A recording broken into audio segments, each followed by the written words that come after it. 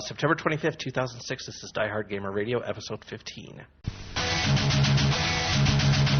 You are listening to Diehard Gamer Radio, the source for off-mainstream video game news and topics. Now your hosts, Murdock, Brian, and John.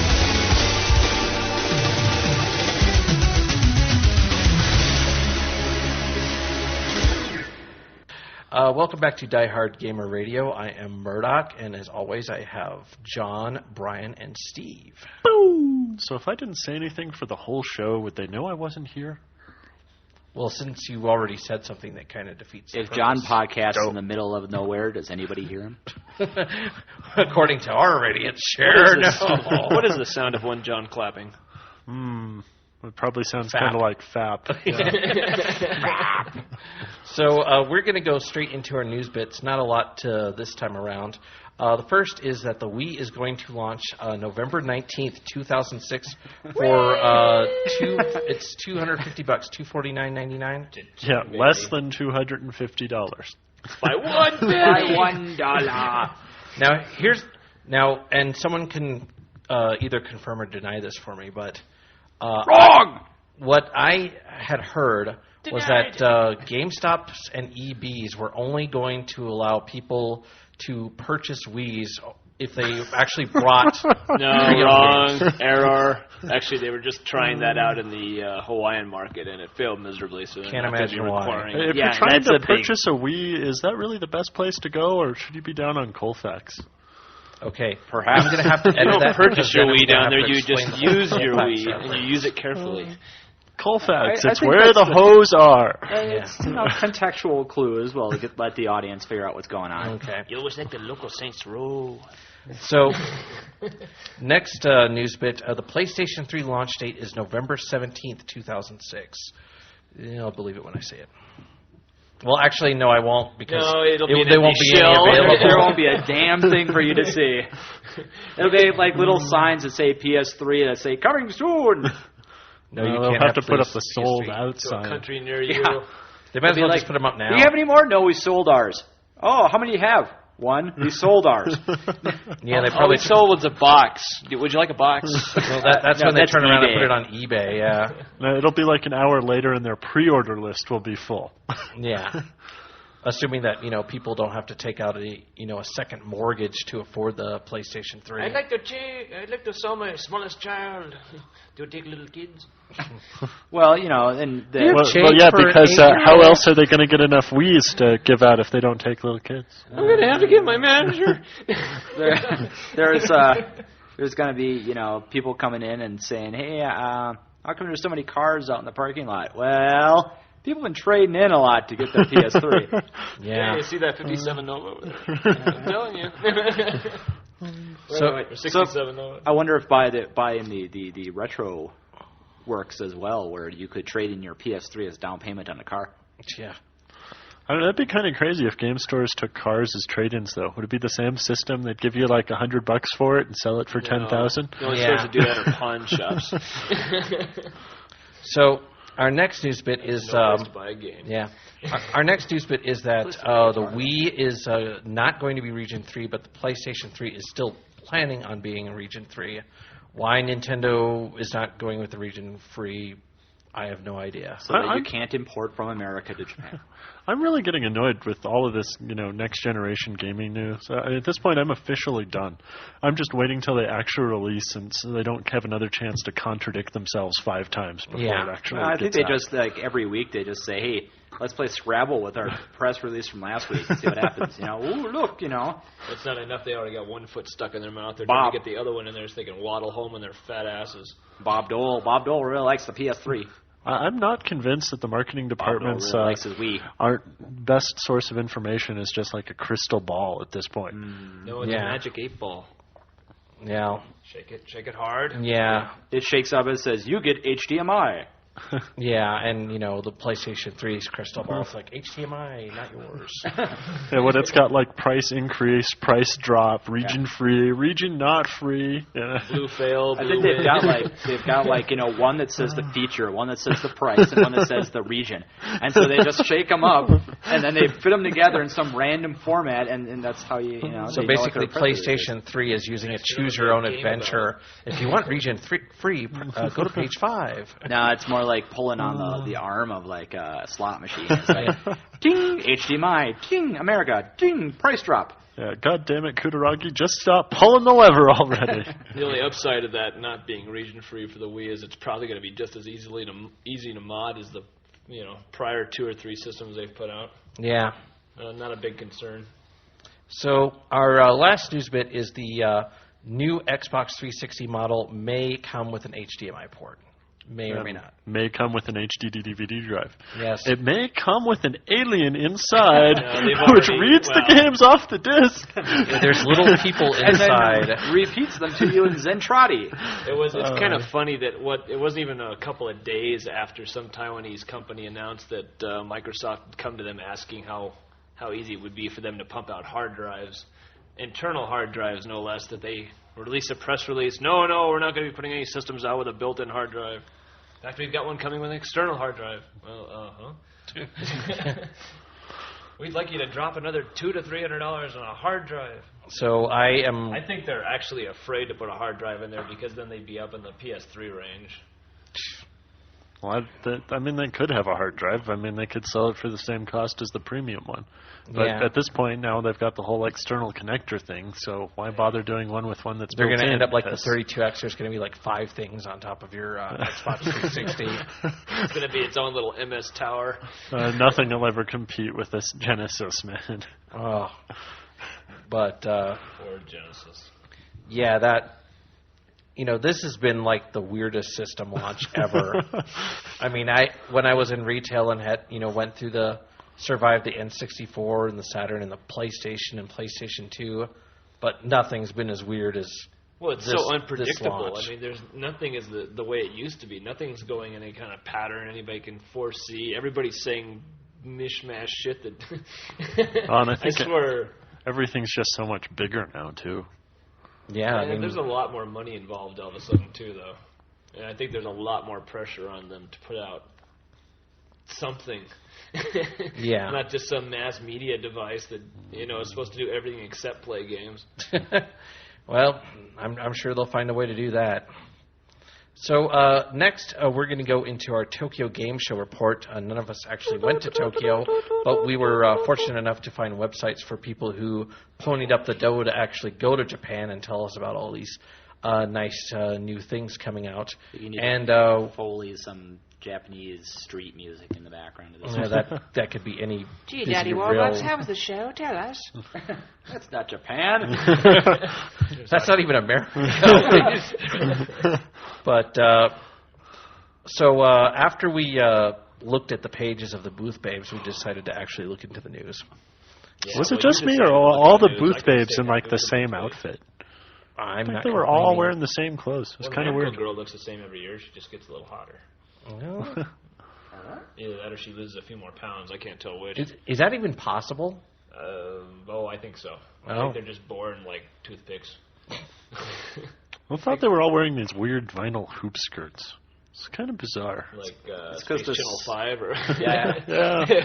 Ula. It's like- Ula. I mean, whoa. Actually, they did all look a lot like Ooh La La. That's kind of not weird. necessarily a bad thing. Yeah, but Well, Ooh it La is when La they don't had have no crotch. Oh, no. I cannot vouch for the veracity of that statement. That would be Yeah, kind of well, a... boom. Ooh La La did not have a crotch in the Dreamcast version. Oh, okay, well, In the U.S. because it Dreamcast. takes The U.S. Dreamcast version. yeah too many polygons for crotch. No, actually, they've removed it from the Japanese for Dreamcast version. Just this void. Yeah. This camel Just toe is nothing not there. yours. It's like her legs just connected to nothing. Well, that's nice to know. So we're first You're going going home to play Space Channel 5 tonight. Well, that yeah, for me to do that, I would have to actually own the game. I can loan it to you. No. So we're first going to go into some of the hardware news. We're going to start with Sony, and we have some more statistics for the PlayStation 3, and I'm just going to read it verbatim from my footnotes here. Ken Kutaragi announced that the 20-gigabyte version of the PlayStation 3 will come with one HDMI port, and the 60-gigabyte version will have two HDMI ports for super letterbox display on side-by-side HD TVs. The 20-gigabyte version will be sold for about 500,000 yen on November 11th, 2006. Not actually 500,000 yen. 50,000 yen. Sorry. Poor Japanese, their market's just going to hell. Yeah. I thought we had it bad. So, the PlayStation 3 in Japan has dropped, what was it, 20%? Yeah, a pretty significant price drop. Yeah. Crazy. Because the Japanese were like, yeah, we're not going to be paying this amount of money for this system. And, of course, Kutaragi's like... Go fuck yourself. Thank you. Well, which is also kind of weird, because everything that I've been seeing says that the high-end version of the PS3 is going to be far more popular in Japan. So, well, that's because... and that one's staying at the same price. Well, the high-end PS3, as you remember... Japanese stores are actually free to price them however they want. Yep. So they can actually have competition. And I don't know about you, but I'm pretty excited about paying an extra $100 for an HDMI spot. Well, and the memory cards and the wireless and the larger hard drive and, you know. All right, maybe now it sounds better, but still. I'm still not saying it's a good price or anything, but there's a lot of stuff there. Yeah. So next, in an original move, PlayStation 3 will be able to play old games as well. And our good friend Kutaragi said that the PlayStation 3 will be able to download and play back classic 16-bit Genesis and TurboGrafx titles. Yeah, buddy. Yeah, well, It's like a licensed name. I continue to not care. Mainly I want to know how well is it going to play PS2 games. Well, Why would we you don't wanna even know play that those? yet. Yeah, well, that's what I want to know. You already have a PS2, man. You don't need to play PS2 games on the PS3.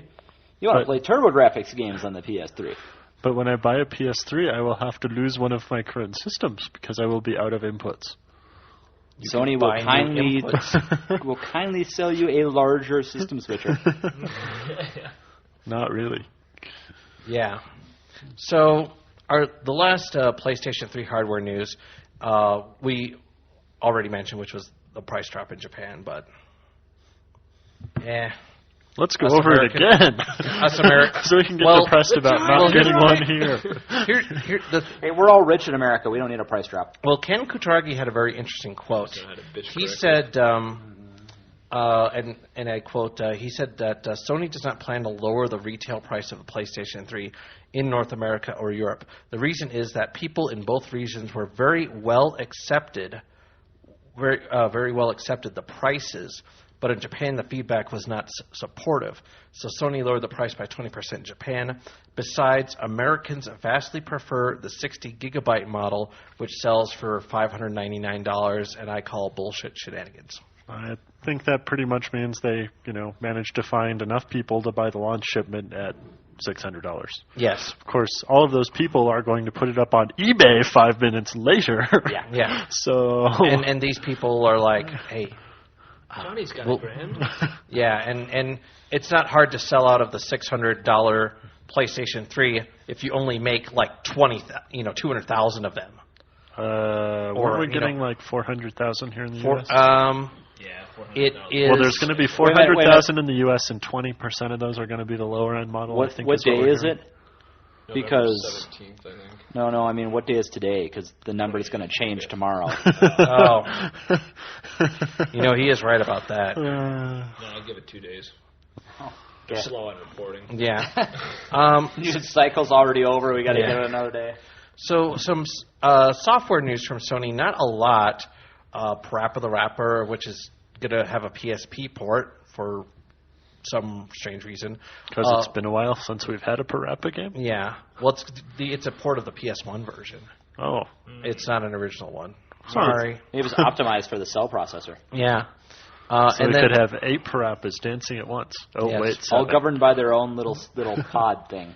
The next game was actually one that looked very interesting, a game called Flow. And I don't know if any of you actually got a chance to see the Flash demo of that. Yeah. Well, it wasn't actually a Flash demo. And it was a Flash game that was put together for this guy's master's thesis. And it is a complete game. And what did you think of it? Well, as a game, it was fun, interesting to play, and pretty, made good use of sound. But the interesting part of the whole thing was not actually the game, but when you went and read his thesis, or her thesis, I don't actually remember gender, the creator's thesis, I'm talking about the concept of flow and how to apply it to game design was very interesting. Oh, interesting. So it's like he almost developed the idea of flow and then he built. No, actually, apparently this flow idea is something that's pretty common in like sports training and stuff.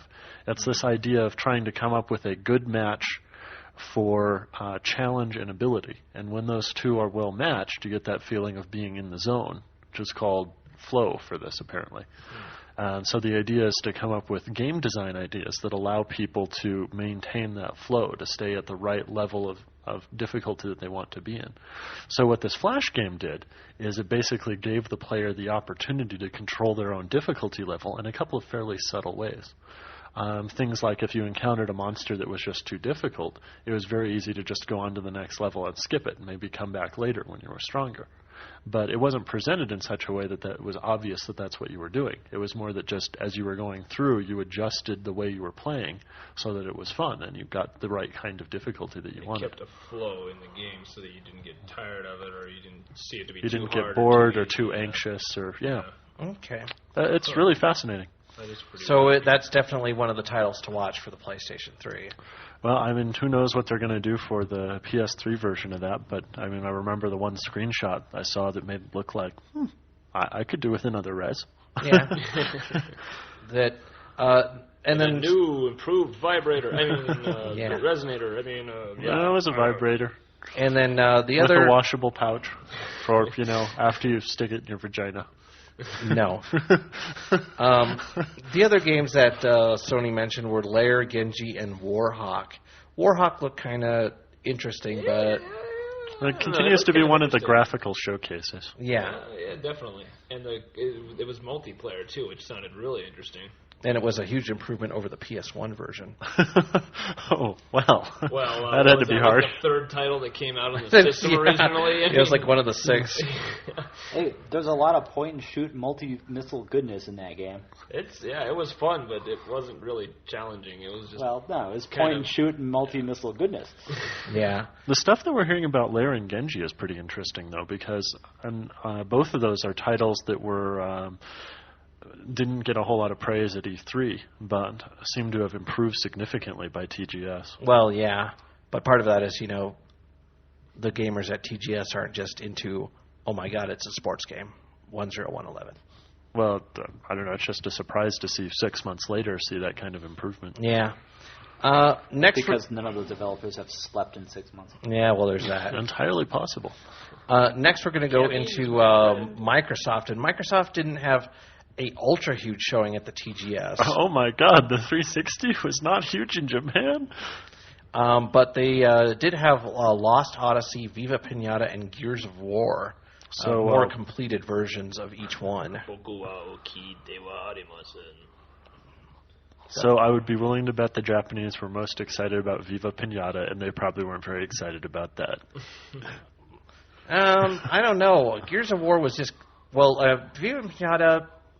I don't know. They were more interested in some of the Japanese-style RPGs that were coming out on the Xbox 360, but the stuff made by Microsoft or licensed to Microsoft, it just didn't seem to interest them. Viva Pinata is like, well, this is kind of colorful, but I guess that was kind of a lukewarm reception.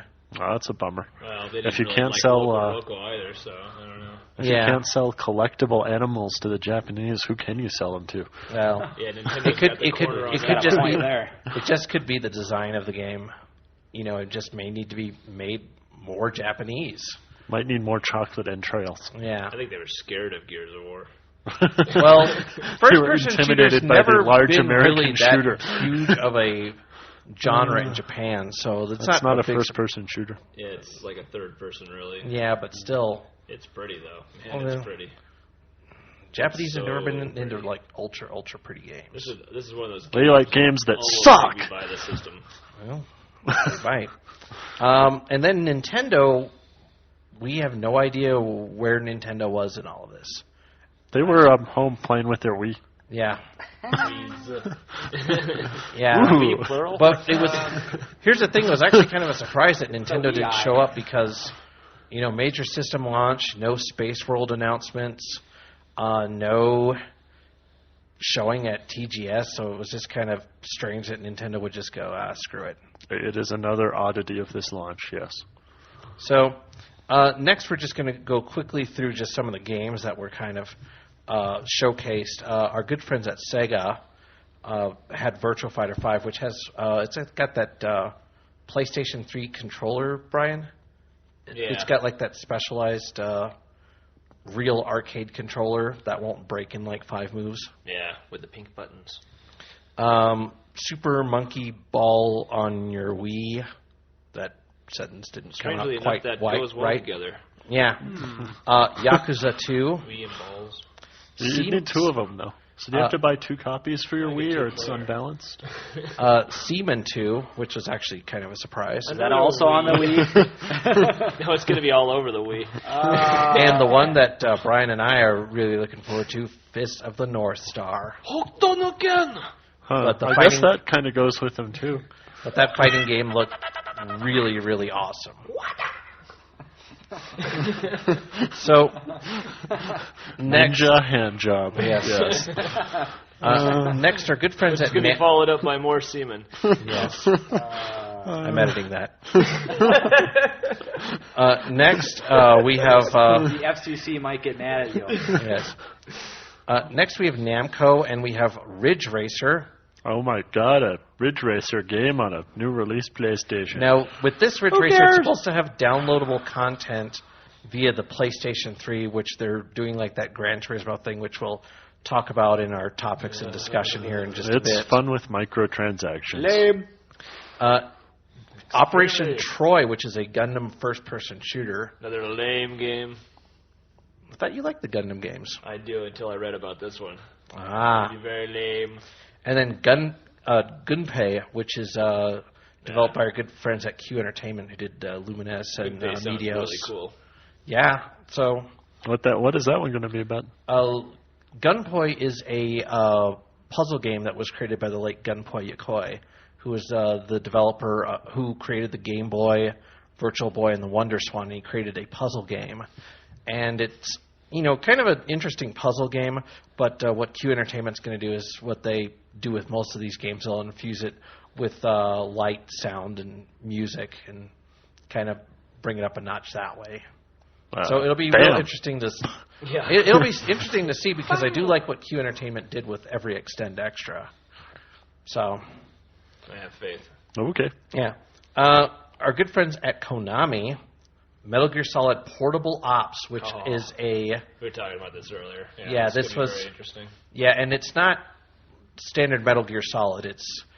you have people Is there at such your a thing command, as right? standard Metal Gear Solid at this point? Yeah, you have people at your command, or you can link up with other people. You can link up with, I think it's up to 8 friends, or 7 friends. Now, so can you there's 8 of eat- total, can you and give all each take of- on a character within the game And then you can try give and commands? accomplish a mission.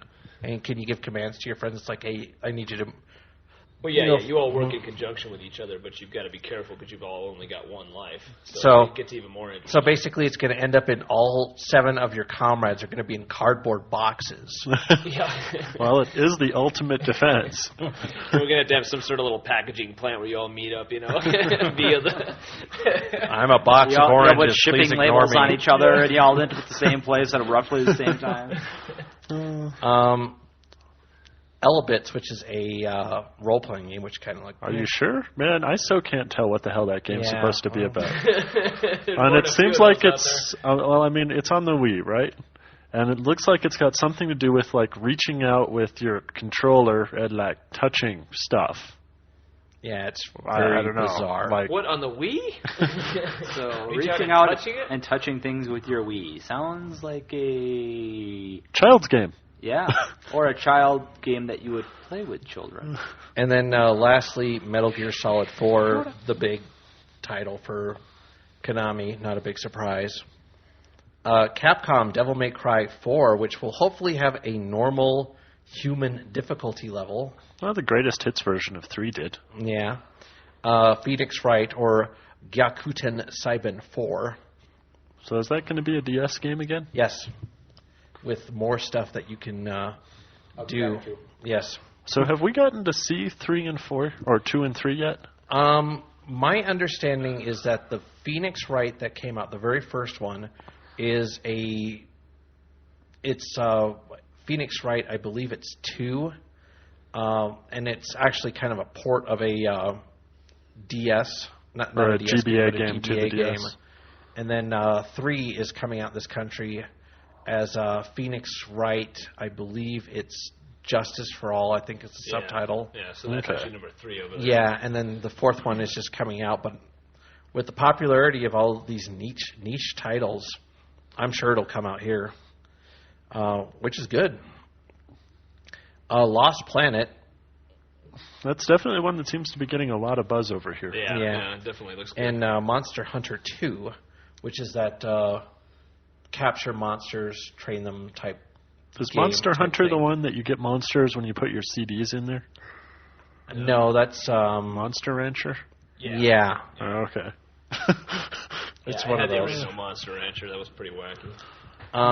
Our good friend at Squeenix, It's very cool characters. Final Fantasy 5 and 6, Advance, Dragon Quest Monsters Joker, which did phenomenally well according to Next Generation, but what do they know?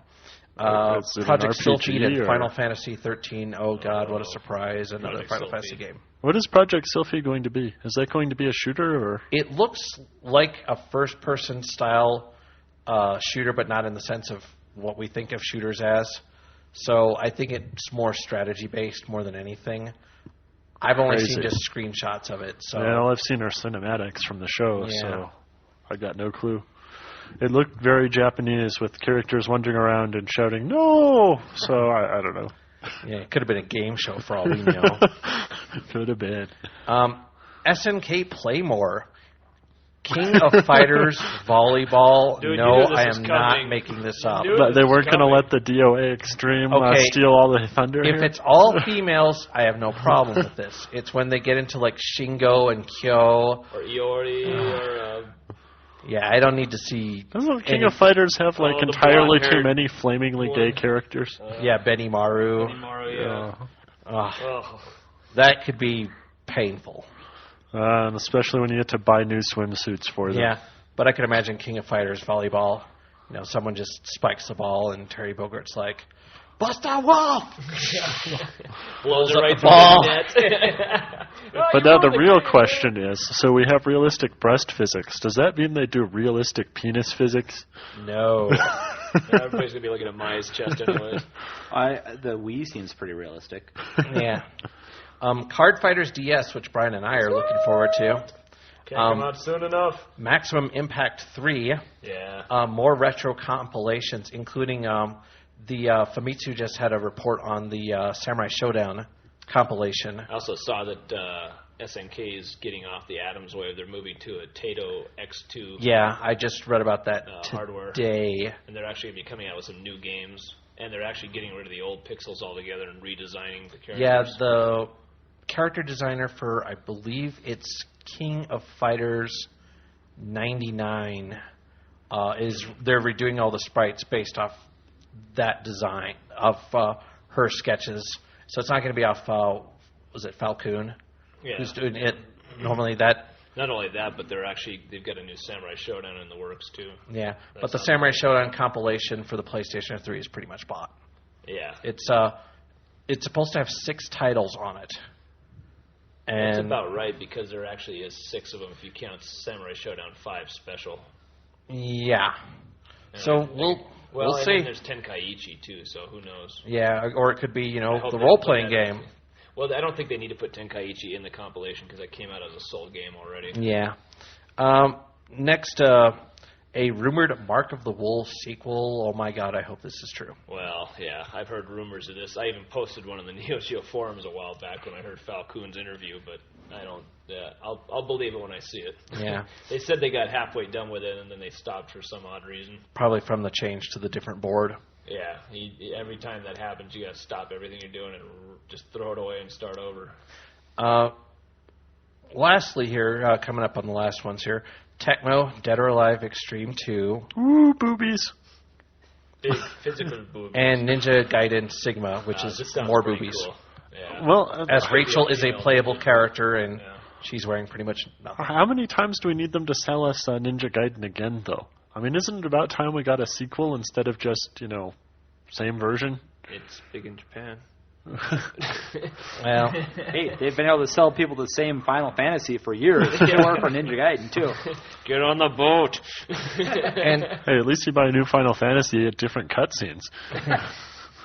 Well, Yeah, yeah. this has different cutscenes. It's just with shuriken and yeah. katanas. And then I just brought some other titles that were interesting from other developers. Culdcept Saga was one of the big ones that I wanted to bring up because I know that most of us are interested in at least seeing that title. And from the But screenshots what are we I saw, putting the odds that we're going to get it in the U.S.?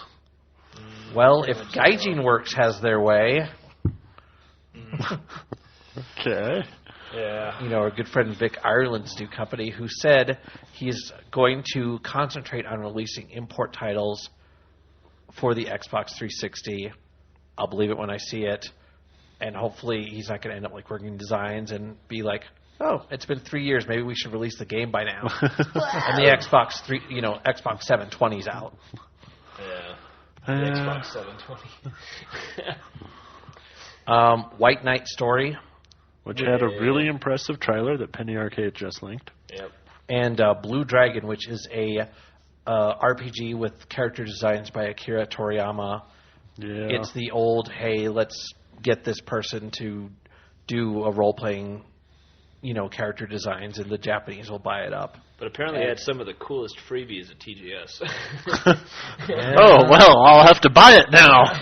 Apparently it worked the same way with Appleseed.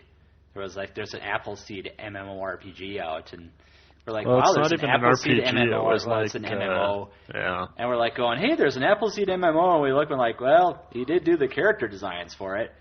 The rest of the game seems stupid, but he did do the character design for it. Yeah, So it's just like Second Life, Masamune Shiro. Well, no, actually, it's actually- it's like almost like it's a turn-based strategy game. It's kind of like Risk. But it's like, does this need to be an MMO? No. Can't we just get together and play this? Yeah. All right. Board games are not dead. Well, and Settlers of Catan on the Xbox. That'll be cool. They block us, Yeah, block us. So especially for the PSP. next are game topics and discussion. And our first topic is, are review scores important, and do they have any influence on what games we buy? Now, if it's EGM, no. Well, If it's Game Pro, God, no. This is like review scores for anything, though. I mean, you're talking about movies or whatever. I mean, you find somebody that you agree with often enough to help you figure out whether or not you want to buy something. Yeah, but you our can't play them all. culture's become wrapped around this need to see numbers near every game, and Was it it- just makes easy decisions for was them. it I think CGW? they get a little Just lazy about it. Yeah, like CGW cut 3 it out. months ago, they just said, no, we're not doing scores anymore. We'll And do they've had an reviews. equal amount we're of just not gonna do any happy people and an equal amount of unhappy people about it. So They it's basically said, if you want to know about the game, stop looking at the score and actually read our reviews. yeah. So what they're basically saying, they don't trust their audience to read the reviews, so Yeah. we're going to force it on you. Yeah. Yeah. I'd like being insulted by my magazines. Well, most gamers need to Each be his insulted. own. Should stop reading Game Pro. That's why they buy shitty games. Why sometimes. are you still reading Game Pro? I don't know. I find Scary reviews Larry to be gave it a 5.0. I definitely find reviews to be really useful. I mean, there's certainly some games that I'll just buy because they're like sequels of something that I like, or they're just so weird I have to try it myself. But there's been a ton of things that get a good review, and that's entirely the reason why I went out and picked it up. Well, there's a good review, and then there's the score at the end of the review, which is what they got rid of. Wow. The thing that says basically, hey, it got a 7.5, and you don't read, well, it got a 7.5 because I really don't like this genre, so I can't get too excited about it. But otherwise, it's a pretty good game if you like it. That's the part they're not getting. That's almost So they're taking out the scores so that the people actually have to read the whole review to That- actually know that's- what they thought about the game. See, that's kind of where I almost prefer Famitsu's way of scoring, because they get two people who like the genre and 2 people that hate the genre and then review it. Balance, exactly. So then you get more numbers. Yeah. That sounds Well, yeah, like but a it's solution funny. to this Add them problem. together, and addition makes it work. Oh, yeah. Damn this math, it's kooky. Addition is magic. But, and with me, and I don't mean to sound facetious, but I've been playing games for so long that I pretty much know that if a game's coming out, I know that I'll probably end up buying it without having to read a What, review. by I just psychic know. ether waves? Well, no, it's not that I'm psychic, but I just know. I know for the most part what games I like, and know just from just reading about it and just seeing screenshots that this Oh, is a so game I'm instead of gonna reading buy. a review, you spend hours keeping up on the latest news, screenshots, and out of Japan information. To a certain, not to Okay. like a huge extent, but for the most part, I know what I want. There are certain combinations that are guaranteed between artists and previous designs and upgrades. And You plus, can tell. just from previous history of what Mostly we like. guaranteed. Well, I'll say for the Japanese side. I mean, not as much for American games. Yeah, that's true. But I haven't read a review in years. Because when you buy the 13th iteration, you can be pretty sure it's going to be just like the previous 12. Hey, at least they're consistent. But I haven't read a review in a long time, and all the reviews that I've read are just like, well, Way to generalize. good graphics. Way to Is there generalize. anything else? I read the reviews, but I read... No, that is not how individual- reviews go. Well, yeah, I know. I don't read the individual score at the end as much as I read the people that are each interviewing it, or reviewing it rather, because they all make good points and bad points. They try and give an unbiased case, but in the end they always say, well, this isn't something for me. And it's hard to but get I'm an glad I tried unbiased. it. It's hard to get an unbiased opinion nowadays because some magazines are on the take. I know that Dan Shu had a huge tirade about it in an EGM like a year and a half ago. It's like, no, we're not taking any money. No, we're not getting any, kickback from any of these companies. And he just went into this huge diatribe about it. And then people were like, oh, who cares, So. I always like GameSpot's policy for it because they go ahead and find somebody who actually likes the genre to review that particular game. So, I mean, if you like the genre, you're getting a viewpoint from somebody else that has similar tastes. Is that necessarily a good way to do reviews, though? I mean, Works for me. Okay, well. Because, if you It's don't somewhat like driving biased, but games, why are you still- looking at reviews for driving games? Yeah, that's true. So, okay, I can see that. But they do influence what you buy, John. But Oh, only to a definitely. certain- okay. And Brian, I use that as a fundamental tool to find new stuff. But now, I really like what CGW did because it didn't cut to the quick. It made you stop and read each individual reviewer's review and say, oh, okay, so this person liked it for this person liked it for this. You got a better compilation of things, and you had to think it out and say, well, I would like it if I like this part and I like this part. And it was a little more unbiased, and it forced you to actually stop and think for yourself instead of going to the bottom and going, oh, it got an 8. Well, maybe I'll pick that up. see, the reviews I really like are the ones that are based off word of mouth, from other people, because usually if there's enough good word of mouth in a game, it's usually, okay, well, there's something special about this game, because these people are not like on any type of payroll. Well, Is the PCs thing, a and they little- don't have yeah, any. but consoles don't have the benefit as big as PCs do. Like, Well, PC gaming is different because a lot of times, like 9 times out of 10, you can go download a demo and actually get to play. That's part of the true. game, and you get a Xbox good Live feel is for it. making that happen for the consoles, though. Well, they're making it happen now, but I'm saying in the past you couldn't. You had to go literally hope the reviews are good, or hope Or that somebody had buy the the It's making official it happen magazine. for the or that has hope Xbox that that. somebody 360. had the demo in a game store somewhere where you could actually do a hands-on. You didn't Yeah. get any kind of intuitiveness other than watching a little clip of what it looked like in motion, but that still didn't allow you to play it and see how it felt. And Wasn't you know. PlayStation Magazine doing demo discs for even Oh, the yeah. PS1? yeah, for a while, but they didn't do every game. I mean, a lot of major PC games of anything that you're going to put some money into do enough of a demo that you can just download it, play it at home, try it, and it's like, well, now you got a good feel for it. Well, they do And I now, think but up that until sells the games a lot more than a review does. up until not 4 or 5 years ago, computer magazines were still putting out CDs. in the magazines. Well, it depends on if you pay for more for the subscription to get the DVDs now. And the demos are coming out a while after release, too, though. And it's not uncommon to have to wait a couple of weeks after release before the demo releases. Yeah, but still, I mean, not everybody goes out day one and buys the game either, though. They'll buy it a month or two later. It's not as... Well, that's what Brian does. Well, No, that's what Steve does, except it's like a year or two later. And honestly, like, downloading the demo and playing that is often a lot of effort. Yeah. I don't have much trouble, with the exception of a recent download for Company of Heroes, which was 1.8 gig and took about 3 hours. I had to start at 5 in the morning to get a decent connection. But that was a rare extreme. Yeah, and by then it's like you've already downloaded half the game already. Yeah. If 1.8 is the demo, I'm afraid to see how big the game is. We're probably looking at like 6 plus. I'm going to have to buy a bigger hard drive. Well, probably half of that is Star Force.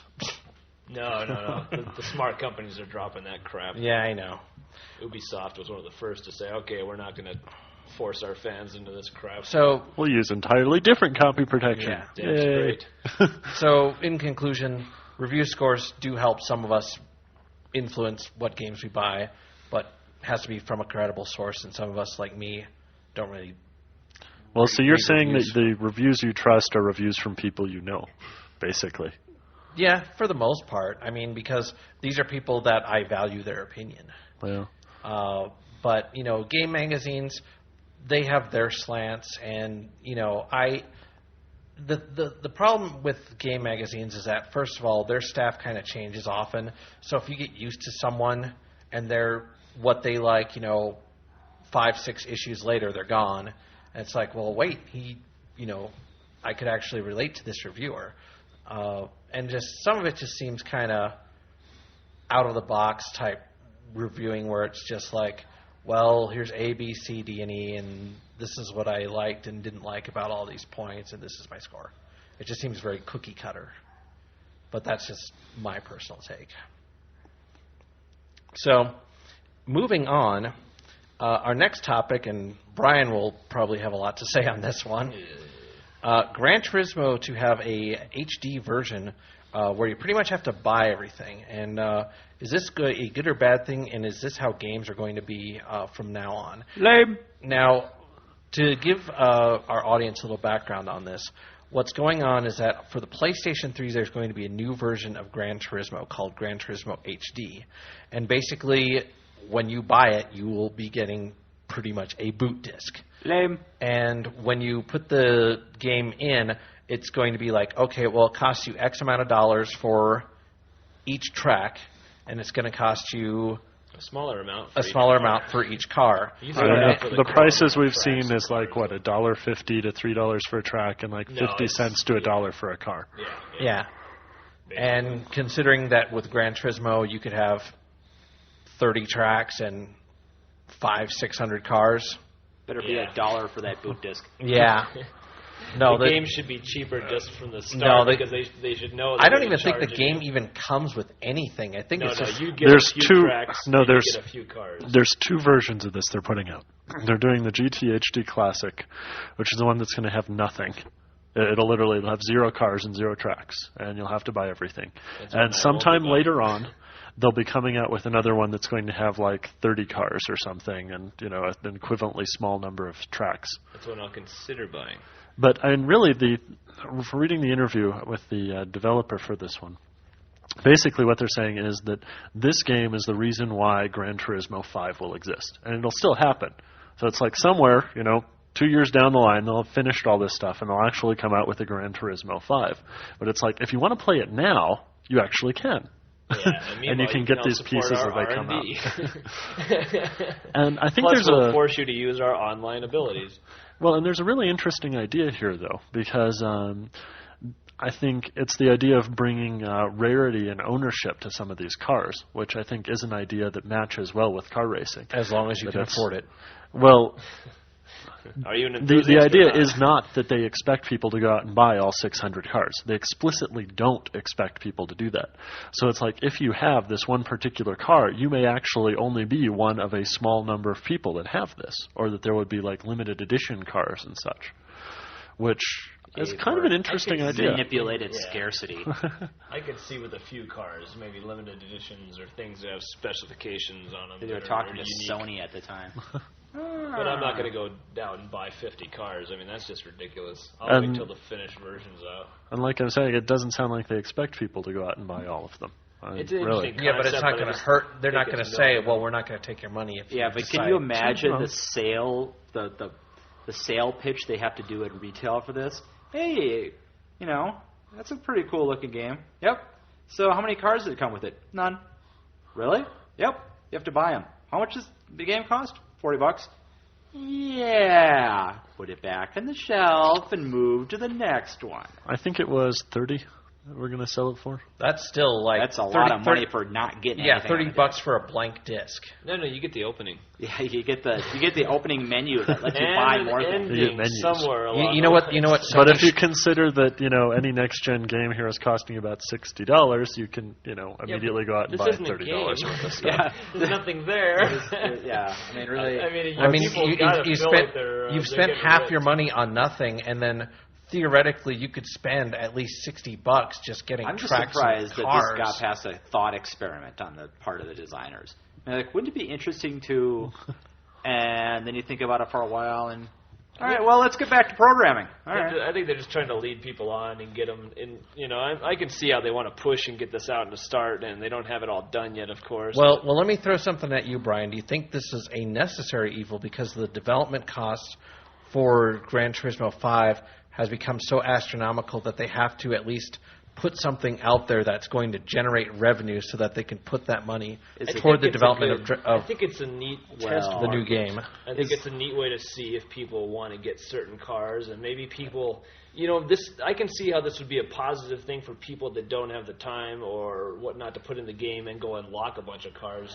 Yeah, maybe now they can drop a little money, buy a few cars they'd really like to have. They don't have to spend all the time specifically going through all the tracks and whatnot to get those cars. And I will that reiterate. Might be kind of interesting. I will reiterate this point again, as long as it's supported by the company. So if the people who do Gran Turismo HD say, yeah, we're not going to do this anymore. Hey, you just spent your money, and all you have to show for it is a blank disc. They're not going to drop this. Look how popular this is. And I mean, is it really is it the actual development cost, or is it the licensing cost that they've gone? It's probably a little bit more. It's probably both. Because, I mean, seriously, how about you pick a subset of cars that you're going to license instead of umpteen billion of them? And then put that's the whole appeal of the game, though. Yeah, well, that's what I'm saying. If the appeal of your game is that you can license these images for your cars, maybe you need to make the game a little bit more appealing so you don't need to have so many licenses. Although they're also putting a ton of time into the development, too. I mean, when reading the interviews with these guys, they're saying they spend months perfecting the models for one of these cars. That really sounds kind of, Japanese. They're very tedious, obsessive. yeah. And, I mean, what the quote that's been going around a lot right now is that Ferrari saw one of the models that they did for Gran Turismo and said, that is the best-looking version of our cars ever. And you've got to understand they've come to this point now. They've reached this peak, this climax where they do such a good job of making these cars look so real without having the real you're not seeing the actual picture of it in motion. You're seeing what they've done. That people are actually watching these video games and they're saying, "Wow, I should go try that car. This is really cool. I get to drive."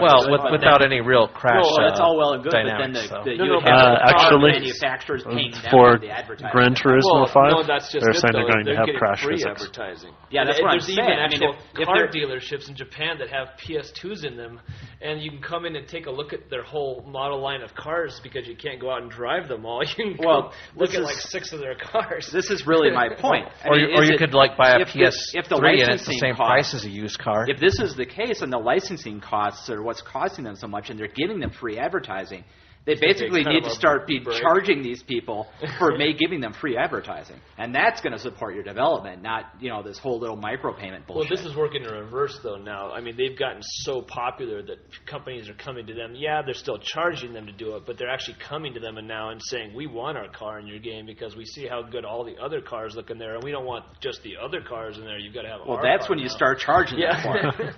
Well, I mean, really, there's a this. I know what you're saying about give and take, but you gotta switch it around. I mean, they're developing, but they gotta make money.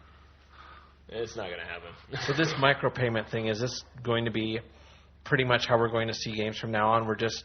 There's I mean, is it going to be some like sort of game that uses this? So, but I mean, is it going to be like 5 years? Additional things on there, so long as there's actually a core game that you're buying initially. You're not buying like horse armor. Yeah, it's none of that crap. And this is like just that, except you didn't get Oblivion now. You got a dude who walks around town, and you had to buy everything now. You got to buy the castle and the map and the mountain to walk through. I mean, is it gonna get to the point where you like end up with a blank disc, and it's like, for each line of code you have to buy it for a penny, and there I think could it's be going like to get to the point where it's like Steam, where you just download it, everything.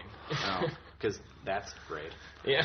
The reason why it's inevitable. The reason why I don't get upset with this one is because it's not going to be pushing back Gran Turismo 5. It's not like we're getting this or Gran Turismo 5. It's like a little early. If you want to, you get the chance to play something now. You got to pay a little more for it, but you get a taste of it. Yeah. Or you can choose to play for just whatever piece you want. Like, if you like this, we can give you a little bit more each time, but you got to pay for it.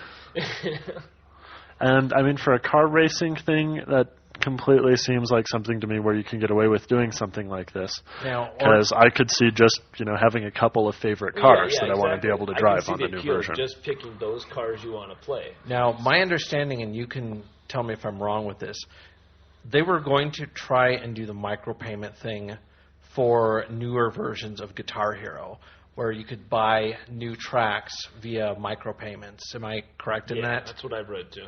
We're getting the hope for that when I get around to doing a 360 and or something other version. Well, they've already planned on making other versions of it, and MTV now owns the rights to Guitar Hero. MTV bought them, so who knows what the hell's going to happen now. Yeah, that's kind of a scary let's watch MTV ruin it. Yeah, MTV's going to be like, what's a guitar? Yeah. And right now, all we really know for sure is we're getting Guitar Hero 2 in a couple months. Thank God for small favors. I mean, it very well could be. I'm very much dreading that, MTV turns into Burnout 4. There's no place in this game to put Sunflare. Yeah. Which, also makes sense because Burnout 4's soundtrack wasn't half as good as 3's. Yeah, figure that one out. They'll just pick tracks that don't have any guitar in it at all. Ooh, guitar. Great. You get to use a triangle for this one. Ding, ding, ding. Cowbell Hero. So, but, I mean, is this micropayment model for, having to buy pretty much just the parts of the game, is this a good idea? Is this a bad thing? It's more of a test idea, really. It really depends on where the value judgment ends up being and what the game is and how much you end up paying for it at all. I think it's going to fall into the more like the role-playing or the MMO. I can see the usefulness of that because that's kind of where it was born. Haven't we kind of already been doing this for MMOs for years? Yeah, and you look at like 9 expansions for EverQuest. Well, I'm all about the expansion, except the Well, and then there's EverQuest, which that's a different story entirely. But I think a better model, a more reasonable model, is what initially, Dark Age of Camelot did. Where really you didn't need to upgrade your thing to actually still enjoy the huge amount of the game. Yeah. It was like you couldn't go to one island. Well, it's the same thing that EverQuest did, yeah. Yeah, eventually. Well, it was nice I mean, that it at didn't first. affect the gameplay, though. But really, it was optional. Right, it was. It wasn't like, in order to actually be good in the end game of this, in Dark Age of Camelot, it was realm versus realm. To be good in realm versus realm, you didn't need that expansion. You could play the entire end game. It was just kind of a neat little thing that went at the end. Since EverQuest is all about leveling, and you really can't get to these higher level stuff, the higher level items without your expansion, you got to buy the expansion. Well, and the expansions increase the level caps too. Yeah. But that doesn't mean there weren't, a million people who went through the same to level 50 on the base game 4 times or something. Well, that they're called obsessive. Yeah. But, at the very least. Yeah. Well, I mean, that's on Dark Age of Camelot, the level cap never went up. It was 50 all the time. I think right now we're in a period of experimentation with this microtransaction stuff. We're going to see companies trying a lot of weird ideas, and some of them will work and some of them won't. I think they're forced to try something because they're seeing what people are doing with Xbox Live Arcade, and they've got to get their feet wet sooner or later, so... Need to make the money wherever they can, I guess. As long as it's supported. Gee, capitalism. Or they could, find a way to make, games cheaper. Not spend so much money in development. That's what we have the Wii for. Spend so much money on licensing. Yeah. That's what we have the Wii for. Cheap games are us. You're just going to keep spanking the Wii around. Yeah, keep beating the Wii. He beats it freely and he beats it often. But, I mean, is that not the whole design philosophy? That was even part of the pitch for the Wii to developers. You can do cheaper games here that are simpler and take less effort. It's just hyper GameCube, really. The nice thing is they already know how to program for the GameCube, so there's That's not even programming everything, but it's honestly doing simpler games with less content. Well, it's like... Well, that doesn't necessarily mean though. I'm not saying that's bad. But I'm saying they want to do simpler games that have less to them and appeal to a broader audience. It's you don't need to make this epic blockbuster Hollywood-esque game to have a good selling game that's fun to play. I don't think anybody's going to accuse Bejeweled of having a lot of content. It's got a lot of jewels. They just keep coming, man. You can't stop. Oh, it's rich. It's rich in jewels. All right. Well, moving on, we're going to go into Gamer Under a Rock, and Steve has a review for us. Steve, what are you reviewing? Let's try that again. Steve, what are you reviewing? Well, actually, first I'd like to announce that I'm going to rename my segment Gamer Under Iran. Gamer Under Fallujah. Yeah. Gamer Under someplace in Persia. Now, is Iraq getting kind of dangerous to hide out in this time? It is. Every time I sit down to play, something explodes. So, review! All right, this is going to be the lamest review ever. Yay. Just so you know. Well, no, it won't, because you're not on G4, but go on. Well, Will your review have a number, or are you removing that from your review policy? Well, my numbers obviously meant nothing before when I did them because they were all about the same number approximately. I was like a very even 3 all the time. So this one may be a 3.5. Yeah. It's between 3 and 4. Never before the 4 and never below the 3. That's a distressing number of review scales that start at 7. Yeah, Steve's going to start doing reviews like, okay. Well, it's in my hands. It must be a 7. Yeah. So they actually managed to put it on a DVD or a CD, and therefore it must have some redeeming value. Steve's going to start doing it, and I give this an E. Or if you know, if you would go to your worksheet and you'll see this Fibonacci sequence. Yes, notice problem 7. Yeah. I've used Schrodinger's equation. I'm giving you my number today as a quadratic formula. Okay. Cool. Yep. So I played for a couple of weeks Legacy of Kain Blood Omen 2. Which is, if you don't know what Blood Omen 2 and Legacy of Kain is, you haven't been paying attention. But this was actually the first Legacy of Kain game that I've ever played. And you know what? It was kind of fun in that sort of Tomb Raider with vampires type feeling. I'm going to start off doing it kind of chronologically. The first thing that really annoyed me is that my memory card lost my saved game when I started playing it. Well, that's pretty sucky. Yeah, and so when I came back and I started playing it again, I realized that you can't skip the tutorial. Yeah. And the tutorial in this game is not short. Well, there's a lot of games like that where after you've played through the tutorial once, it saves it to the game card so that you can skip it in following versions. Well, you can't even skip segments of the tutorial. You can't, fast forward through dialogue or anything and skip it to do the next little task, like learning how to jump. I'm just saying it's entirely possible that if you hadn't had a hardware failure, you would have been able to skip it the second time. I'm still saying, I know how to do basic moving around in this game, so I really should be able to skip the most annoying thing is that the person who's teaching you talks really slowly for dramatic effect. You could blame all those damn gamers that never read the manual. Well, it's like the Jack Palance of I don't mind the tutorials. I just want to be able to fast forward through it when I know what I'm doing. Jack Palance of video game tutorials. Yeah. I was finding myself hoping that this woman was Marina Sirtis, so at least I could pretend I was playing. Pretend I was playing Gargoyles or something. So anyway, are we in Avalon again? We are, and Jonathan Frakes is our enemy. So. Basically, in this movie, Sorry, go on. There was a lot of cinematics at the beginning.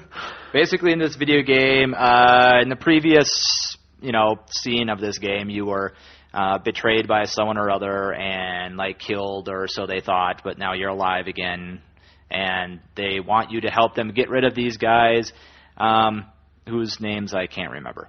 They're evil. They don't like vampires, and they've enslaved humans because they said that, we're going to get rid of the vampires, and by the way, we're bad guys too. So you and your jolly band of vampires is supposed to do something to rectify this situation. I'd like to qualify the series as morally ambiguous. Yeah.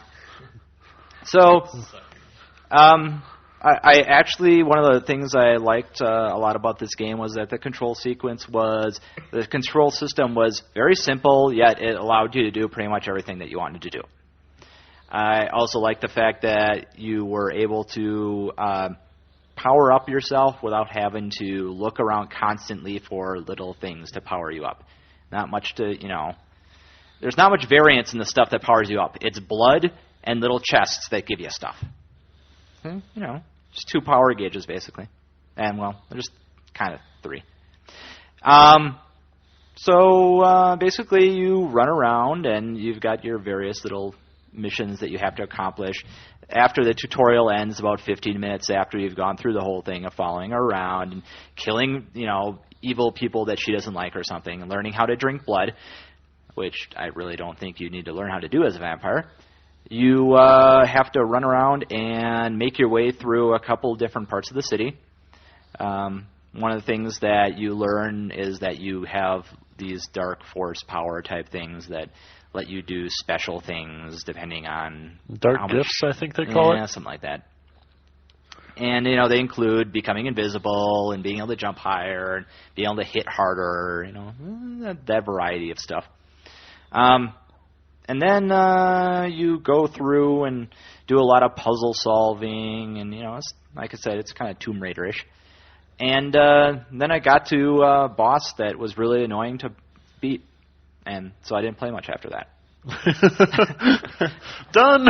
Yeah, pretty much. It was like, wow, this is really annoying. Couple of the details in there in the control scheme. There's 2 types of control schemes for actually blocking other attacks. You can either use I pressed down the button and therefore I am now blocking, or the I have to press the button each time I block a blow from somebody, which, lets you play a little bit with the skill level and how hard you want the game to be. There's also some holds and grabs and things like that. You have various different types of things you can do when you grab somebody. And the other little detail that kind of made me kind of wonder at this game is, you don't really drink blood like a normal vampire in this game. You kind of kill somebody, and then when they're on the ground, you somehow manage to suck their blood out of their body like an erupting geyser from their chest. It flies through the air into your open mouth, and you gulp it down. Seems like a really inefficient way to do it, because it leaves it. 7-Eleven vampire. Well, yeah, I can't really figure out why you want to do that, because it leaves this trail of blood on the ground. It's like this stuff that is supposed to heal you and give you more power, and you're wasting it. It's kind of convenient for gameplay, though, because you can kill a bunch of dudes and suck all their blood at once. Well, yeah, this is true. Which could be pretty. Also, interestingly enough, as you killed more powerful enemies, you will suck more blood out of them because they're more powerful. It's kind of weird. Also, I kind of noticed the type of weapon you used would also affect how much blood you got from them. Maybe remote sucking was more sterile. Maybe. I don't know. But you're dead already. I don't have to touch them anymore. You're dead already. It's not like you're going to infect it with something. Maybe they're dirty. The vampire cold. They might be smelly. Perhaps. But anyway, yeah,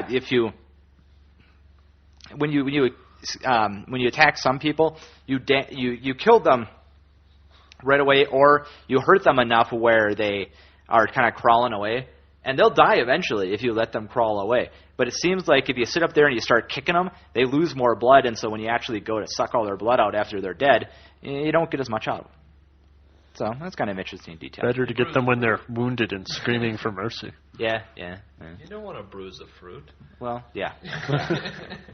So, and I'm sure much of the game goes along like that, and it's got kind of an interesting backstory, and I'd like to know more if it wasn't so annoying to actually. Would you like to know more? So. So in all, I think I would give this. I'm going to give it a 3.75, but I think it could get a 4 if I would just be patient enough to Get play past more. that first boss. Yeah. First boss happens Didn't like lose your memory. the first boss happens like three levels into the game, and so like you can get through a fair amount of the game without getting to a boss, and he's just really annoying. So I didn't hate him enough to keep trying to kill him. Well, okay. Well, having played this game extensively, I can say that one of the problems with the boss design for it is that if you don't catch on to what they're doing, it can be very difficult. And that the bosses are all basically puzzles. And they are really there to get you to use the last special power that you got exactly the way the designers wanted you to. So if you can figure out what they want you to do, they're pretty easy. If you can't, well, I can see why it would be annoying. Yeah, it was pretty annoying. Plus, I hadn't recently gotten any dark powers, and I think I only had 2. So you had like I'm stronger and I'm invisible. That was the one with like the steam, though, wasn't it? Well, could have been. I think the invisible one is the one that you had to use to get through that one. There wasn't any like fog in the part where I was fighting him at, so I couldn't have turned invisible. So something else must have been going on before that. Maybe I had to turn on some steam or something. I don't know. I didn't see anything. But yeah, totally couldn't turn invisible because no fog. So. Okay. That's what I kind of thought of at first, because he just likes to block everything you're trying to do. So I tried a bunch of different stuff to, I think there's something that, he's like jumping around on those big boiler things, and somehow those get destroyed. Not where I was. Maybe I'm thinking of a different boss then. Maybe. I don't know. No boilers, just a big circle room. Okay. With a balcony on top that you jumped off of. Yeah. It was kind of annoying. So, next we're going to go into our game reviews, and I will start with the game called Cooking Mama for the Nintendo DS. Dude, a game about cannibalism? That's No. disgusting. That's racist. Why would we? Thy mother. Yeah, why would we talk about cannibalism on this show? Family-friendly show? Yeah. Yes. Anyway, I'm talking about Cooking Mama. I'm trying to find the best way to describe this game, but basically all it is... Is there a way? Yeah. Basically, there isn't much to the game. You're basically a student of the Cooking Mama, who is this, hyper-Japanese anime-style mom that berates you because you suck at cooking. But what it is that... But it'll give you a little something extra if you come home with good grades. Yeah, I was trying to avoid Bring home the bacon. trying to avoid that, but kind of inevitable. Right up in a pan.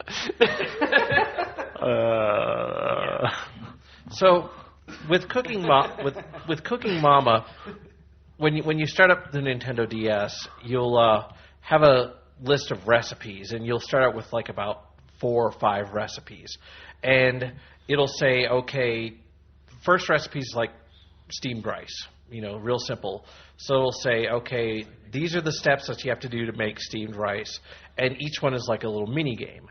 So, for example, measure rice is the first step, then add water, second step, stir the rice, mix it, third step, and then, boil it, fourth step, and then depending on how well you do each step, you're graded on the meal as a whole. So, how do the mini games actually work? How hard is it to measure rice?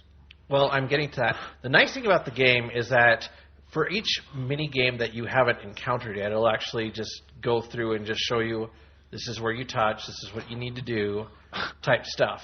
So, for example, first mini game, make rice. So they show you like a little rice measuring device, and you have a pot, and you just press the button, and it measures out the rice, and you have to pour it so that it meets the line. But you have to determine, well, how much rice does it take to reach this line, and then you'll get graded on that. Then the second one's just water, measuring water from the tap. So I have to hit the tap, pour out water and measure it, pour it into the pot. Then the next one is just, this is how you control the stove. Sounds more like a brain game about how to learn measurements. Well, it's not any real accurate measurements or anything. It's not asking for like 3/4 of a cup of tea. It's asking of fill whatever. the line. It's just fill it. Here's lines, and just determine, how much you need to get to this line. Some mini games are harder than others. It's like, peel this potato, tenderize a steak, where you have to tap the DS screen to actually pound a steak, slice meat. Pretty much any menial task that you would do in a kitchen is done in this game. So you get to peel lettuce, you get to, cut the legs off a lobster, saute vegetables, add butter to a saucepan, and each one is its own mini game, and each one has different controls for each mini game. So depending on the type of meal that you're going to make, you could have, 7, 8, maybe 10, 12 different mini games. And the nice thing about the game is that if you're making one dish, for some dishes, it'll say, well, you can change the recipe if you want, and you can make something completely different, and it'll just add on to what you were doing originally, which is a nice change of pace. It's like, well, I'm making fried rice, and in the middle of the fried rice, it's like, hey, do you want to change the recipe? Do you want to do crab fried rice? Do you want to do shrimp? And you can change the recipe, and then it gives you, different steps on what you need to do it. So it's kind of like the cooking version of WarioWare is about the best way I can describe it. Except there aren't as many mini games. I'm figuring there's probably about 30 real different types of games, but they're in different orders depending on the type of meal that you're making. Graphically, it's very simple. Not a lot of processing power used in this game. The music is very redundant. It's nice, upbeat, cheery type music, and it stands out only because you hear it a hell of a lot. But it's a nice diversion game. It's not something that takes a lot of time. Some of the mini games, like I said, are harder than others. So the peeling potatoes one is actually one of the hardest ones to do, whereas, say, peel the leaves off lettuce is actually very easy. But it's a nice diversion game. Not much to it. There's 67, what they say, real recipes that you can make, even though they don't really list any, specific recipe information. They just say, okay, well, you need to add salt, you need to add pepper, here's the soy sauce type stuff. So it'd be unlikely you could actually learn to cook from this game. Well, you could to a certain extent. It does teach just basic fundamentals. Like, this is slicing. When you saute things, it doesn't give you any hints as to saute. But if you know enough about real cooking, okay, well, meats obviously take longer than vegetables to cook, so I should put the meat in first, then wait a few seconds, put in the vegetables, and then they should all be done at the same time, and then that's how you're rated. There's also certain recipes that require plating, so you have to actually plate the meal in a certain way to get a good grade on it. So there's a lot of interesting variation in the game. But in the end, I'll probably give it like a 3.5 out of 5, just because it's a little bit better than like a mediocre game, but it's just some of the repetitiveness of some of the mini games, and the fact that after you've gotten a gold medal on most of these games, there's not really a lot of incentive to go back and play it again. So how long does it take to go through a recipe?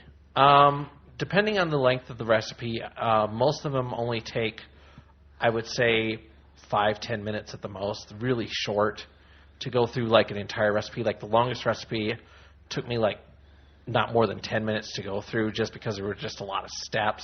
So you could probably get through the whole game in a couple hours. Not a couple hours. It'll take some time to get through all the games, because, like I said, there's also variations of the recipe, and some of these recipes have 10, 11, 12 steps. So just getting through those, at a minute, I would say an average of a minute per mini game, it does add up after a while. So, but it's still, for $20, nice cheapy title. Yeah, good diversionary game. So. And the other note for this one is that it's apparently very hard to find. Yes, it is actually sold out pretty much everywhere. There are people in forums actually trying to locate this game. It's very hard to come by now. But that's good. They have actually come out. They've actually announced a sequel. where it's a Cooking Mama international menu, and it's going to have more international dishes. Even though the dishes in Cooking Mama, even though they are Japanese-centric, most of them are like, pizza or, pasta Neapolitan, stuff like that. I mean, stuff that's pretty cut and dry. There's even a ramen noodles one where it's like, here's a styrofoam cup of noodles. Fill it up with hot water. That's it. That's the only step. Fill it up with hot water. And you'd be surprised to find out how many people have so much trouble with just that one mini game. And I looked at it. It's like, oh, and I cleared it and got 100% on the first try. Like, okay, where's the problem? Obviously, a man who has made a cup of noodles before. Oh yeah, it's like, hey, look, there's the fill line. Maybe I should fill it up to that. So, will you get to pick your mama's ethnicity in the sequel? No. No. Why would you want to be anything other than Japanese? Yeah. That's a good point. So, Obviously that is superior. Cooking Mama. So, next, John has a review for us. He's going to be talking about a game with a very long title. Okay. It's shorter than Blood Omen 2. It's not that long. It is the Legacy of Kain Blood Omen 2, much longer than his. Heroes of Might and Magic is an old PS2 game. I believe it came out on the first year after release. It's an unusual title, and one that I point to when people talk about how much they'd like to have graphical updates of their favorite old games and why that's a bad idea. Heroes of Might and Magic is a remake of a game for the Genesis and I believe some other old systems called King's Bounty. And it really is the ancestor of the Heroes of Might and Magic games and where the basic gameplay elements for those came from. It's a truly excellent game. The odd thing about it, though, is that this is the exact same game with new graphics pasted on top. Right down to the fact that the maps for the 4 worlds that you can visit are identical. So it was kind of an odd experience to put this new game in and go, hey, I've already played this game a lot. Oh, wait. Why did I buy this again? Oh, damn it. The gameplay for it, if you've never played King's Bounty, which would actually be a reason to pick this up, because it is a fun game, is that you are an adventurer and go out and collect an army and have to find the dragon scepter that's been hidden away by the ginormous evil dragon that wants to lay waste to the countryside. Yada, yada. You do so by tracking down criminals in their castles across the various continents and sending them in for bounty. And from each one, you'll get a piece of a map that shows you the location of where the scepter is buried. You'll also have to go around and earn money, defeat wandering monsters, and recruit people to your side, which is a really interesting component of the game because there's a fairly wide variety of creatures that you can recruit that have different abilities and statistics for, say, how much they cost in upkeep, how much they cost to get to start with, what their strength is, how much damage they can take, and also, interestingly, morale. So that, for instance, if you have people from the castle, like knights and archers, and then you recruit some undead into your army, the knights and archers are pretty unhappy about having to associate with the vampires and ghosts and become less effective as a result. Or if you can find the right balance of forces, you can end up with an upgraded morale, which will give you significant bonuses in combat. Are there Amazons that you can recruit that would give you very high morale? They keep you up all night long. Yeah, good morale. Just your forces are all tired. But so it's important to balance your gold as you go through the game so you can afford to keep the units that you've got. You earn experience, which allows you to have more powerful units as you go through the game, so you have to keep upgrading. It has a really nice progression balance as you go through the game. It really is a classic. And, if they just would have added a couple of features to the PS2 release, it would have been a lot of fun. Like, random maps, maybe? That would have been too hard. So this is a game that it really is a classic. It's fun. It's old, and it does show its age in some places of the gameplay mechanics. So 3 out of 5. If you've never played it before, it's worth playing. If you have, you've already played it. Okay. Oh, there's a lot of games like that. Too many now. Okay, well, thanks, John. Next is our last review, and I'm pulling double duty on reviews. I'm going to be talking about OKAMI for the PlayStation 2, and this is a game that we have all been looking forward to. OKAMI, that's Especially since Japanese it got delayed pizza, for 6 right? months. Oh, Little Swans. Oh, that was No. pizza. No, you're thinking. A word on the title. It is not folded paper, Steve. Nor Japanese pizza. No. No. OKAMI is actually a double pun, kind of like Katamari Damashi, the clump of souls. The O is just an honorable prefix, but the Kami means God, so it can be the honorable God. However, Kami is also the word for wolf. So, honorable wolf, kind of a double pun. Oh, that's so... oh, wait, that's not very funny. Well, I didn't say it was funny. I just mentioned it for those who might be interested in the little Japanese. So wouldn't language. that be like a homonym then? No. Because it's It's two not really- words that sound the yeah. same but mean two different things? The Japanese call it a pun. So. Aren't we all Japanese already? Yes. So. Superior! We're gonna cross our knees. Weeaboo. Weeaboo! So, OKAMI is a game done by our good friends at Clover Studios who did Beautiful Joe. And this game is, it's based off the Shinto mythology. But basically, it tells the story of a 8-headed dragon that was defeated by the hands of a great swordsman and Shiranui, which was a white wolf. When all was said and done, Shiranui passed away, and 100 years of peace flourished through the land until one day, as it usually goes. Dun, dun, dun. And then... What happens is that the sun goddess Amaterasu from Shinto mythology, she gets reincarnated into the statue of the dog Shiranui, and basically from there you have to renew the land and Collect the mysterious 8 heads that were spread across the land. yeah, and the 12 and the 13 strokes for the celestial brush, which I'll go into in just a second. But story aside, because I don't want to give out too much of the story, because it is very interesting and something I don't want to spoil. When you get into the game, you'll notice a very distinctive art style, almost like old calligraphy brush style. And screenshots don't do it justice. You actually have to see the game in motion. When you're playing the game, left analog stick controls Amaterasu, and right analog stick just controls the camera.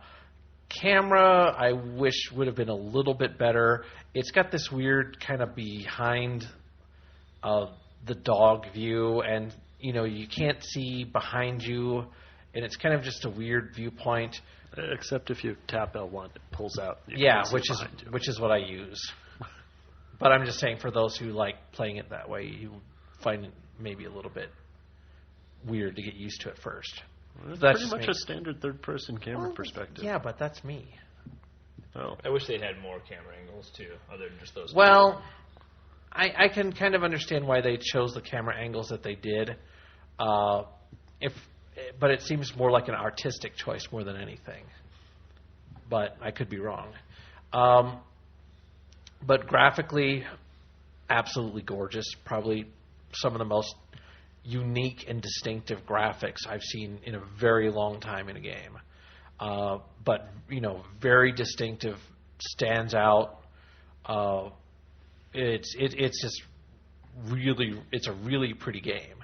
The gameplay is very typical kind of platforming style game. So Very user friendly. It's very user friendly. The controls are I believe very they call simple. them action adventures these days. Yeah, whatever. There's platforms, you jump on them. It's a platform game. Is Alrighty Tails in then. this one too? Yes. Miles Tails Prower is in this game.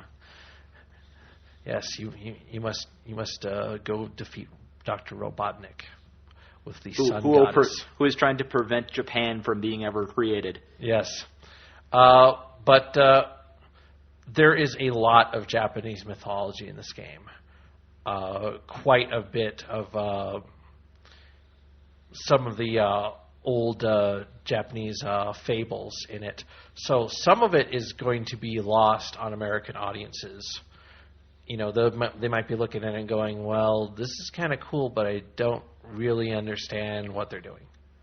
Which is cool in the fact that Capcom decided not to, grossly Americanize the game, but it, for those who have an interest in that, in the mythology, very cool game. For those who don't, some things might just get lost in. Yeah, but even the Japanese didn't take to the mythology totally. Yeah, either, that's though. true too. It was a little lost on them too. Well, that's because it's superior. Yeah.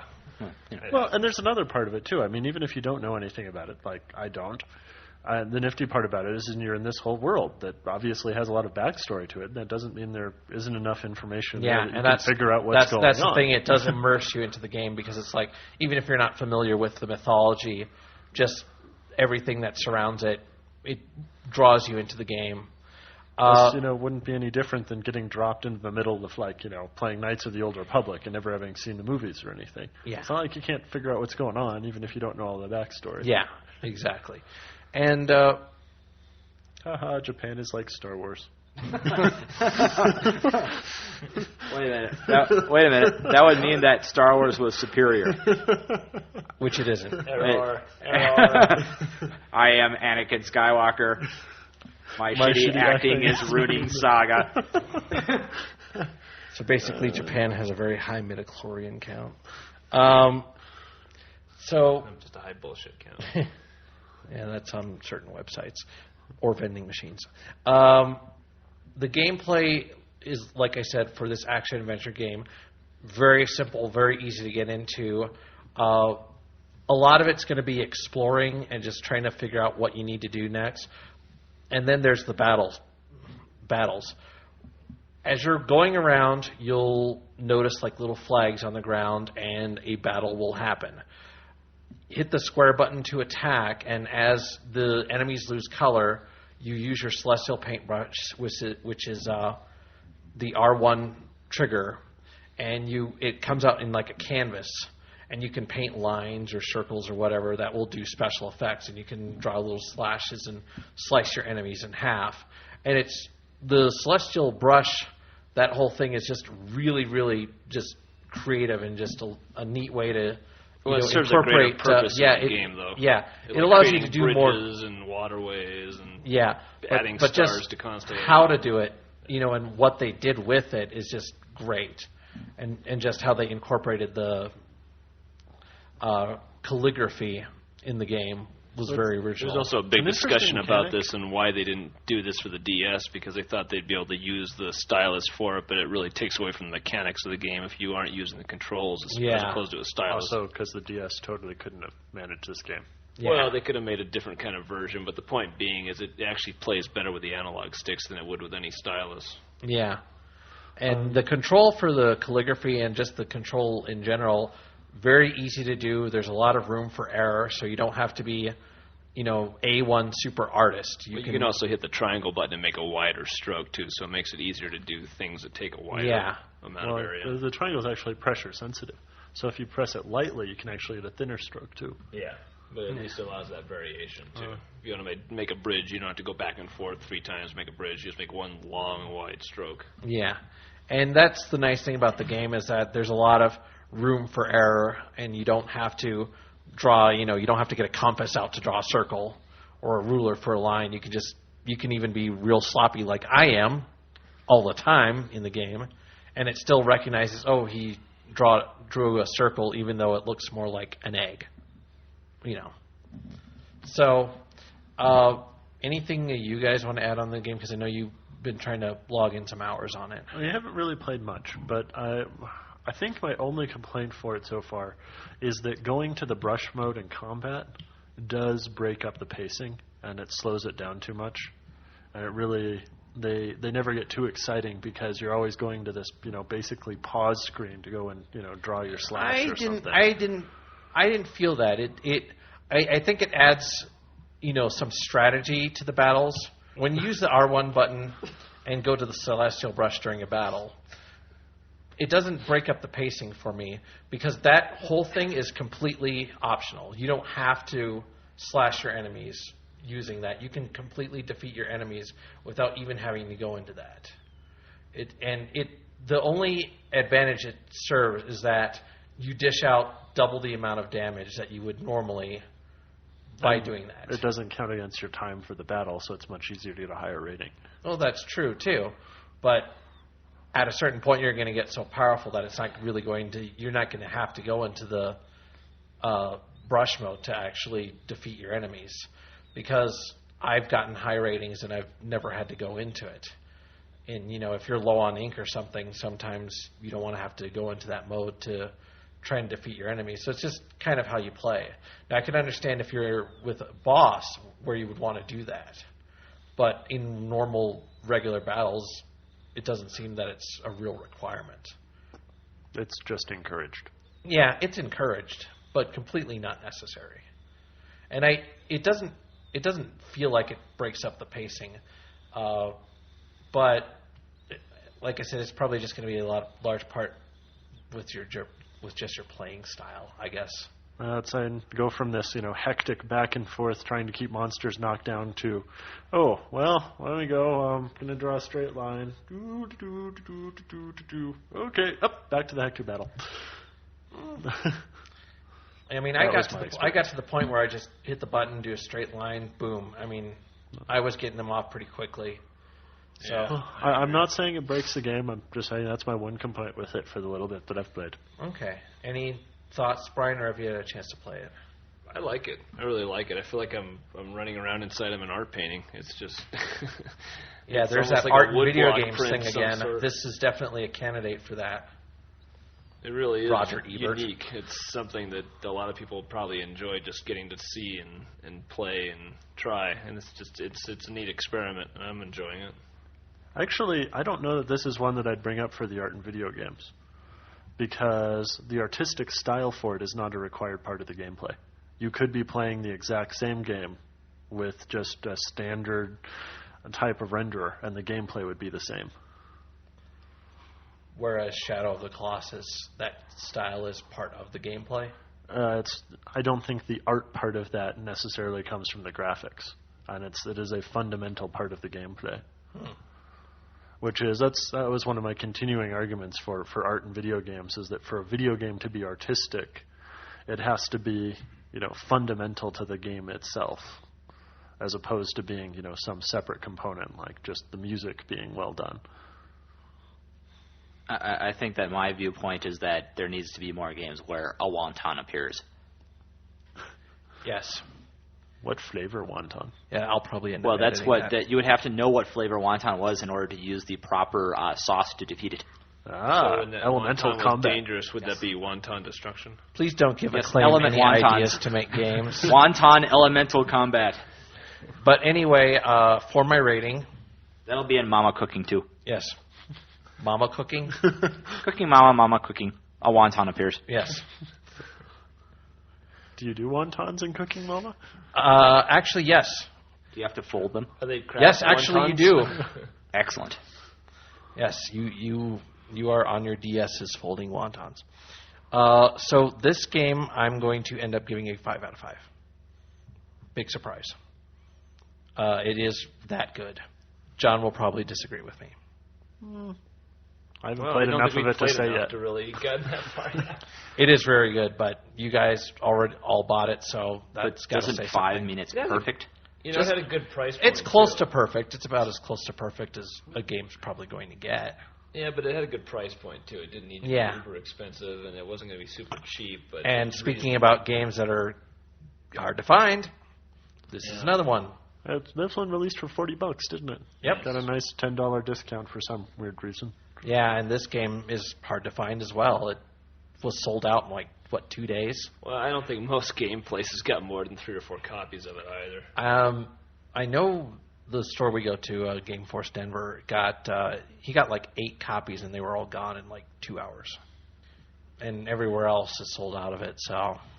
So they didn't make many. Well, with that type of game, it's kind of hard to judge if people are really going to accept it or not. I think it's one of those... Good one almost to like aim low. Yeah. They can always make more. Yeah, they can always make another print run. It's like Phoenix Wright. Yeah, look at that. It's on, print run 5? Yeah. And that was just that was a total bizarre sleeper. Yeah, we may have to have a discussion on just these weird niche titles that are coming out that are just selling out everywhere, like Trauma Center and I think Phoenix there's just Wright. a void out there that too many of the same type of games are coming out, and people need something different, and they're just jumping on something when it does finally come out. Like Cooking Mama, which sold out real fast. So we have to discuss that because it'd be kind of an interesting topic. Even Melty Blood Cadenza, that was just another total. Well, that's a Japan-only game, but still, yeah, that sold out pretty quickly too. So that's it for our podcast. A show reminder, we will not be having a podcast next Monday, 2 weeks from now, because we will be recovering from a large convention, and we will probably not be in the mood to see or hear each other or, speak to one another. I don't know. I'm probably not going to see you, the whole con. Why is that? Maybe for 15 minutes. Why is that? As my whole experience of the con is the 20 feet surrounding the Gimme Anime booth. Oh, Don't actually get a lot of, there's going to be the exposure misting panel, and there'll be the misting, and then there's the whole, hey, we're all really pooped out. Let's go hang out at the bar a bit. Is it the matting panel? It's the matting panel. Yeah, or the let's play the jailbait game. How old does she look? And then subtract 5. Yeah. It's all in the costume. Yeah. No, it's not. No. It's like watching... The costume is a huge trap. There's a sport of watching Walker try and get people to stop, Is he doing security this year, or is he just doing main event thingies? He is the head of logistics. Is he logistics now? I just like watching the security guys try and keep, 14-year-olds from, prostituting themselves. I find it entertaining. Oh, yeah, that's... What? How many anime cons has he been to? What? I don't know. Too many. Ugh. Yeah, this is, my 10th one? Ugh. Dude, this is my 7th NDK. This is my 10th NDK. Well, you're wrong. How can I be wrong? I don't know. How can you be right? Yeah. Yeah. So anyway. You are wrong. How can you be purple? Yes.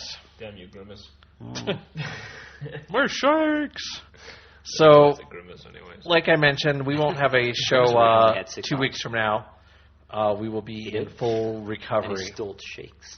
But anyway, He was evil. let me do the Hamburger. closing bit while Steve is talking about McDonald Land characters and trying not to confuse them with H&R Puffin Stuff characters. So was Grimace like the scary one with the 6 arms? Yeah, he had and 6 evil arms face and he stole shakes. He was a criminal until he turned against the Hamburglar, and the Hamburglar got 40 years in pound me in the ass prison. Turned against the ham. That's how they tenderize the steaks. It's a Hamburglar just working night and day. We were theorizing this last night at a bar. And I think, Oh, no. I think Grimace represents all the crap McDonald's puts in their food that you just can't explain. Well, that would explain the name Grimace. They're kind of he's It his leaves you happy, but you don't responsibility. quite know why. He represents mystery meat. So do you need Pretty much. do you need preservatives? So do you need 4 quarter pounders in the ass to end up with a pound me in the ass? Well, it's that's a quarter weight. It's a quarter pound cooked. Yeah, pre-cooked. You've been listening to Diehard Gamer Radio. As always, you can listen to us at diehardgamerradio.com. You can also listen to us at podcastalley.com and allpodcasts.com. We promise to fix the RSS feed, and we also have a website update coming up soon. So once again, you have been listening to 4 guys who know a lot about games, but not much else.